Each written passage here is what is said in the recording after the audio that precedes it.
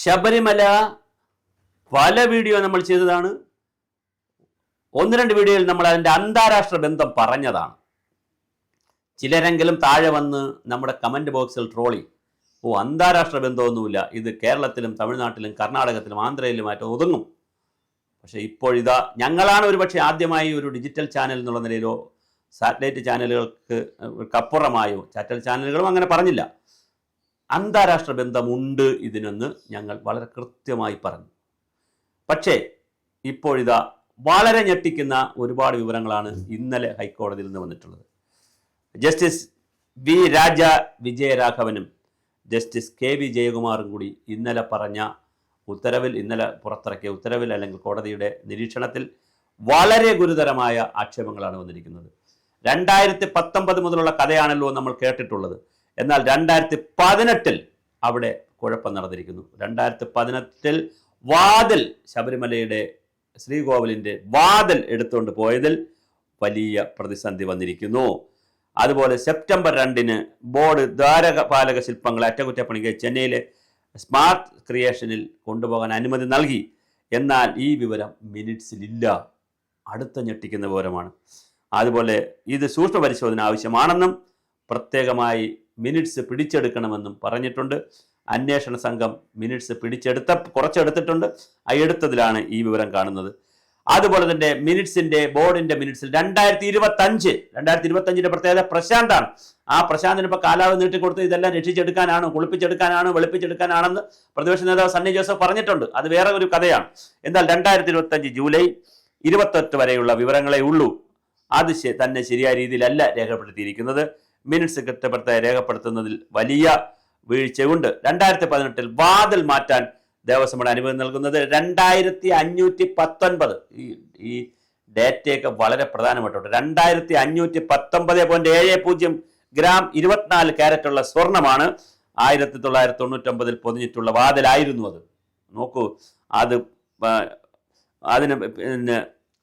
അതിന് പിന്നാലെ നന്ദൻ എന്ന മരപ്പണിക്കാരൻ സന്നിധാനത്തെത്തി വാതിലിന്റെ അളവെടുത്ത് കീഴ്ശാന്തിയാണ് വാതിൽ അഴിച്ച് കൈമാറിയത്. അപ്പൊ ഇതെല്ലാവരും കൂടെ നടത്തുന്ന ഒരു വലിയ കൊള്ള സംഘമാണ്. ആലിബാബയും 41 കള്ളന്മാരും എന്ന് പറഞ്ഞ പോലെ ദേവസ്വം ബോർഡ് പ്രസിഡന്റ് പത്മകുമാർ, ഇപ്പോഴത്തെ president PS Prashanth, N Vasu, അതുപോലെ തന്നെ ഉണ്ണികൃഷ്ണൻ പോറ്റി, തന്ത്രി, പിന്നെ മറ്റ് പോറ്റിമാർ, അതുപോലെ തന്നെ കീഴ്ശാന്തിക്കാർ, അതുപോലെ സുധീഷ് ബാബു, അതുപോലെ സുധീഷ് കുമാർ, മുരാരി ബാബു, ശ്രീദേവി, തോട്ടവനെല്ലാം ഈ ശർക്കരക്കുടത്തിൽ തോട്ടവനെല്ലാം നക്കി ചിലർ കുടം തന്നെ എടുത്ത് വീട്ടിൽ കൊണ്ടുപോയി എന്നുള്ളതാണ്. ഹൈദരാബാദിൽ എത്തിച്ച് ചെമ്പ് പാളി പിടിപ്പിക്കും, പിന്നീട് ചെന്നൈയിൽ സ്വർണം പൂശുകയും ചെയ്തു. ഇതിനിടയിൽ പലതവണ അളവുറപ്പിക്കാനായി സന്നിധാനത്ത് എത്തിച്ചു. അങ്ങനെ എന്നിട്ട് 324.400 ഗ്രാം സ്വർണമാണ് വാതിലിൽ പൂശാൻ ഉപയോഗിച്ചത്. 2000 മാർച്ച് 3 ചെന്നൈയിൽ നിന്ന് സ്വർണം നൽകിയ വാതിൽ സന്നിധാനത്ത് എത്തിച്ചത് മാർച്ച് 11 ചെന്നൈയിൽ നിന്ന് വിമാനത്തിലാണെങ്കിൽ അടുത്ത 2 മണിക്കൂറിനകത്ത് തിരുവനന്തപുരത്ത് കൊണ്ടുവരാൻ പറ്റുന്നൊരു സാധനം 3 അവിടെ നിന്ന് തിരിച്ചിട്ട് 3 കഴിഞ്ഞ് 11 തിരുവനന്തപുരത്ത് എത്തുന്നത്. 8 ദിവസം ഇതെവിടെയെല്ലാം കൊണ്ടുപോയി, ആരുടെയെല്ലാം വീട്ടിൽ കൊണ്ടുവച്ചു, അതൊക്കെ ജയറാമിന്റെ വീട്ടിലൊക്കെ കൊണ്ടുവച്ചത് ആ സമയത്താണോ?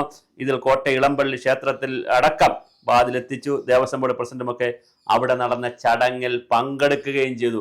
അപ്പോൾ ഇത് വലിയ ഗൂഢാലോചനയാണ് നടന്നത്, അന്താരാഷ്ട്ര ഗൂഢാലോചന നടത്തുന്നത്. അതുകൊണ്ട് തന്നെ ഇന്റർപോൾ പരിശോധിക്കേണ്ടി വരും ഈ വിഷയം. വാതിലിന്റെ അറ്റകുറ്റപ്പണികൾ മരാമത്ത് വകുപ്പിന്റെ മേൽനോട്ടത്തിലാണ് നടത്തേണ്ടിയിരുന്നത്. എന്നാൽ ഈ കാര്യങ്ങളൊക്കെ അവിടെ നിൽക്കുമ്പോൾ തന്നെ 2 പ്രശ്നങ്ങളുണ്ട്. ഒന്ന്, അതിന്റെ പ്രിമൈസസിന് പുറത്തു കൊണ്ടുപോകാൻ പാടില്ല. 2, മേൽനോട്ടം വഹിക്കേണ്ടത് മരാമത്ത് വകുപ്പാണ്. ഇത് 2 ലംഘിച്ചുകൊണ്ടാണ് ഉണ്ണികൃഷ്ണൻ പോറ്റിക്ക് ഇത് കൊടുത്തത്. അങ്ങനെ കൊടുത്തതിലൂടെ 2019 എത്ര സ്വർണം നഷ്ടമായി എന്ന് ഇതുവരെ കണ്ടുപിടിക്കാൻ കഴിഞ്ഞില്ല എന്നുള്ളതും വളരെ പ്രധാനപ്പെട്ട ഒരു വിഷയമാണ്. ദ്വാരപാലക ശില്പങ്ങളിലെ ചെമ്പ് വാളികളും സാമ്പിളും എടുക്കണം എന്ന് പറഞ്ഞിട്ടുണ്ട്. അന്വേഷണ സംഘം ഹാജരാക്കിയ രേഖകളിൽ നിന്ന് 1999 ശ്രീകോവിൽ ദ്വാരപാലക ശില്പം തുടങ്ങിയവയിൽ സ്വർണ്ണപ്പാളി സ്ഥാപിച്ചതായി വ്യക്തമാണ്. എന്നാൽ നിലവിലെ രേഖകൾ പരിശോധിക്കുമ്പോൾ ഇതിലൊക്കെ ഗൗരവതരമായ വൈരുദ്ധ്യമുണ്ടെന്നും കോടതി പറഞ്ഞു. ADGP ആയിട്ടുള്ള H വെങ്കടേശം IPS ശശിധരൻ എന്നിവരാണ് കോടതിയിൽ ഹാജരായിരുന്നത്. എന്തായാലും വളരെ ഗുരുതരമായ കണ്ടെത്തലാണുള്ളത്. പ്രശാന്ത് നിഴലിലാണ്. ഇതാണ് അതിൻ്റെ വലിയ ലേറ്റസ്റ്റ് ഹോട്ട് ന്യൂസ് എന്ന് പറയുന്നത്. PS പ്രശാന്തും നിലവിൽ അതിനകത്തുണ്ട്. 2025 25 സംശയത്തിന്റെ നിഴലിലാണ് പ്രശാന്ത് PS പ്രശാന്ത് 2025 24 ദ്വാരപാല ശില്പങ്ങൾ വീണ്ടും സ്വർണം പൊതിയാൻ നീക്കം നടന്നതെന്നും അതിന് തിടുക്കം കൂട്ടിയെന്നും ആവശ്യമായ സമയമൊന്നും എടുത്ത് ആവശ്യമായ ഹോംവർക്ക് ചെയ്യാതെ അനാവശ്യമായ തിടുക്കം കൂട്ടി അതും നമ്മുടെ ഉണ്ണികൃഷ്ണനെ തന്നെ ചുമതലപ്പെടുത്തി. അപ്പോൾ ഉണ്ണികൃഷ്ണൻ എന്ന് പറയുന്നത് ചെറിയ മീനല്ല, ചെറിയൊരു ബിനാമിയല്ല. കേരളത്തിലും തമിഴ്നാട്ടിലും ആന്ധ്രയിലും കർണാടകത്തിലുമൊക്കെ വേരുകളുള്ള പ്രത്യേകിച്ച് വിദേശ രാജ്യങ്ങളിൽ മലയാളികൾ താമസിക്കുന്ന വിദേശ രാജ്യങ്ങളിലൊക്കെ ബന്ധങ്ങളുള്ള ആഴത്തിലുള്ള ബന്ധങ്ങളുള്ള ഒരു അധോലോക സംഘമാണ് ഇതെല്ലാം കൂടി അടിച്ചു മാറ്റിയത് എന്നുള്ളതാണ് വളരെ പ്രധാനം. SITയുടെ പ്രത്യേക സ്പെഷ്യൽ ഇൻവെസ്റ്റിഗേഷൻ ടീമിന്റെ അന്വേഷണ പുരോഗതി സംബന്ധിച്ച് റിപ്പോർട്ട് പരിഗണിച്ച് ഹൈക്കോടതി പുറപ്പെടുവിച്ച ഉത്തരവിൽ തിരുവിതാംകൂർ ദേവസ്വം ബോർഡ് PS പ്രശാന്തിനെതിരെ ഗുരുതരമായ ആരോപണമുണ്ട്. എന്നാൽ മുഖ്യമന്ത്രിയും അതുപോലെ ഗവൺമെന്റും CPM-ഉം എന്നാൽ ഈ പ്രശാന്തി ഇപ്പൊ കാലാവധി കഴിഞ്ഞപ്പോൾ പുതിയൊരു ഏറ്റവും സുതാര്യനായിട്ടുള്ള ഒരു വിശ്വാസിയായിട്ടുള്ള മറ്റൊരാൾ പ്രസിഡന്റായിട്ട് വരട്ടെ, അങ്ങനെ ശബരിമലയെ ഒന്ന് ശുദ്ധീകരിക്കാം എന്തുകൊണ്ട് ഗവൺമെന്റ് ചിന്തിച്ചില്ല എന്നുള്ളത് ഒരുപക്ഷെ ഗവൺമെന്റിന്റെ മന്ത്രിമാരിലേക്ക് ഇത് നീളും, അല്ലെങ്കിൽ മറ്റുള്ളവരിലേക്കും പാർട്ടിക്കാരിലേക്കും ഒക്കെ ഈ കോടതിയുടെ ഓല നീളുമോ എന്നുള്ളൊരു സംശയം കൊണ്ടാണോ എന്ന് അറിയില്ല. എന്തായാലും 2024 സെപ്റ്റംബർ 3 തിരുവാഭരണ കമ്മീഷണർ ദേവസ്വം സെക്രട്ടറിക്ക് അയച്ചാൽ പാളികളിൽ വലിയ കേടുപാടുകൾ സംഭവിച്ചതായും പൊട്ടിപ്പൊളിഞ്ഞ പാളികൾ മാറ്റേണ്ടതാണെന്നും നിറം മങ്ങിയിട്ടുണ്ടെന്നും പ്ലേറ്റിംഗ് ഇളകിയതായിട്ട് ചൂണ്ടിക്കാണിച്ചു. ഈ കത്ത് ലഭിച്ച ഉടൻ ദേവസ്വം പ്രസിഡന്റ് PS പ്രശാന്ത് 2024 മണ്ഡലകാലം തുടങ്ങുന്നതിന് മുമ്പ് തന്നെ എവിടെ പാളികൾ നന്നാക്കി തിരിച്ചുകൊണ്ടുവരണമെന്ന് നിർദ്ദേശം നൽകി. ഇതൊക്കെ ആരോട് ചോദിച്ച് ഏത് സംവിധാനത്തിൽ പ്രിമൈസസിൽ വെച്ച് ചെയ്യേണ്ട കാര്യം പുറത്തു കൊണ്ടുപോകുന്നു? ഇതിനൊക്കെ എന്ത് ഉത്തരവാദിത്തമുള്ള പൊതുമരാമത്ത് വകുപ്പ് എവിടെ? 2024 ഉണ്ണികൃഷ്ണൻ പോറ്റി തന്നെയായിരുന്നു സ്പോൺസർ. അയാൾ ലോക ഉടായ്പാണ്. അയാൾ ഉടായ്പാണെന്ന് അറിഞ്ഞുകൊണ്ട് തന്നെ 2018-ലെയും 19-ലെയും ഉടായ്പ നടത്തിയ ആളിന് വീണ്ടും അദ്ദേഹത്തിന് കൊടുത്തിരിക്കുന്നു. 24 പാളികൾ കൊണ്ടുപോയി നടത്തിയിട്ടില്ല.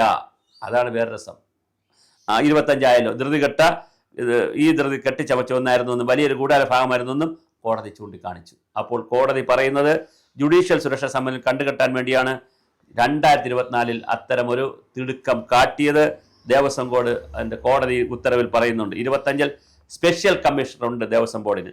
അദ്ദേഹം അറിയാത്ത പാളികൾ ഉണ്ണികൃഷ്ണൻ പോറ്റിക്ക് കൊടുത്തു വിടുകയായിരുന്നു. സകലം ആടിമുടി അടപടലം ക്രമവിരുദ്ധമാണ് നടത്തിക്കൊണ്ടിരിക്കുന്നത്. 2024 മുതൽ 25 വരെ പ്രശാന്ത് നേതൃത്വത്തിലുള്ള ദേവസ്വം ബോർഡ് നടത്തിയ നടപടികൾ അതീവ ദുരൂഹവും സൂക്ഷ്മമായ പരിശോധന അർഹിക്കുന്നതുമാണെന്ന് കോടതി പറഞ്ഞ അതേ പ്രശാന്തിനാണ് വീണ്ടും സീറ്റ് നീട്ടിക്കൊടുത്തത് അല്ലെങ്കിൽ സമയം നീട്ടിക്കൊടുത്തത് എന്നുള്ളത് ഇതിൻ്റെ ഗൗരവം, ഇതിൻ്റെ വേരും ആഴവും വളരെ വലുതാണെന്ന് മനസ്സിലാക്കാൻ പച്ചവെള്ളം കുടിക്കുന്ന അല്ലെങ്കിൽ ചൂടുവെള്ളം കുടിക്കുന്ന, പച്ചരി കഴിക്കുന്ന, അരി കഴിക്കുന്ന, ഗോതമ്പ് കഴിക്കുന്ന, സാധാരണയായി പറയാൻ നമ്മൾ ചായ കുടിക്കുന്ന ഏതൊരു പച്ച മലയാളിക്കും മനസ്സിലാകുന്ന ഒരു കാര്യമല്ലേ ഒരു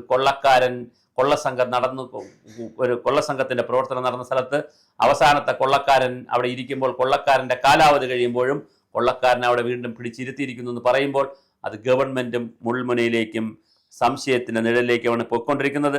എന്തായാലും ഇതിൻ്റെ അന്താരാഷ്ട്ര ടെമ്പിൾ മാർക്കറ്റിൽ എന്ത് മൂല്യമാണുള്ളത് എന്നുള്ളതും ഇത് അന്വേഷിക്കാൻ പോകുന്നുണ്ട്. ഏതൊക്കെ വ്യക്തികൾക്കാണ് ലോക രാജ്യങ്ങളുടെ ഇടയിൽ ഈ പാളി കൊണ്ടുപോയത്, മലയാളികൾക്ക് എത്ര പേർക്കാണ് ഇത് കൊടുത്തത്, ദേവന്റെ സ്വത്തായതുകൊണ്ട് ദിവ്യത്വമുള്ള പൊന്നായതുകൊണ്ട് അത് വാങ്ങാൻ ആള് കൂടും എന്നുള്ളതാണ്. അല്ലെങ്കിലും സ്വർണത്തിന് ഒരു പവന് 1 ലക്ഷം വിലയുണ്ട്.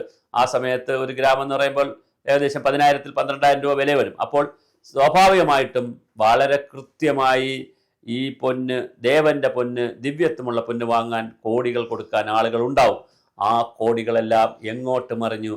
മന്ത്രിമാർ മുതൽ ദേവസ്വം പ്രസിഡന്റ് പത്മകുമാർ മുതൽ PS പ്രശാന്ത് മുതൽ ഉണ്ണികൃഷ്ണൻ വരെ താഴേക്ക് എത്തി നിൽക്കുന്ന, പിന്നെ അവിടുത്തെ സ്റ്റാഫ് സംവിധാനത്തിൽ എത്തി നിൽക്കുന്ന ആരൊക്കെ, അതിൽ സ്ത്രീയുണ്ട്, വനിതകളും സ്ത്രീകളുണ്ട്, പിന്നെ പുരുഷന്മാരുണ്ട്, എല്ലാവരുമുണ്ട്. എല്ലാവരും പങ്കെടുത്തിരിക്കുന്ന ഈ ഒരു വലിയ കൊള്ളസംഘത്തെ അവിടെ നിന്ന് ആട്ടിപ്പുറത്താക്കാൻ ആർക്ക് കഴിയും? ഹിന്ദു സമാജം അതിനനുസരിച്ച് ഉണരുമോ? കഴിയുമോ? ആരാണിത് രക്ഷിച്ചെടുക്കുക എന്നുള്ളൊരു വലിയ ചോദ്യം. കോടതികളുടെ ഉത്തരവുകളിലൂടെ മാത്രം ഇത് രക്ഷിച്ചെടുക്കാനും ശുദ്ധീകരിക്കാനും കഴിയുമോ എന്നുള്ള വലിയ ചോദ്യം നമ്മുടെ മുന്നിൽ അങ്ങനെ ഉയർന്നു നിൽക്കുകയാണ്.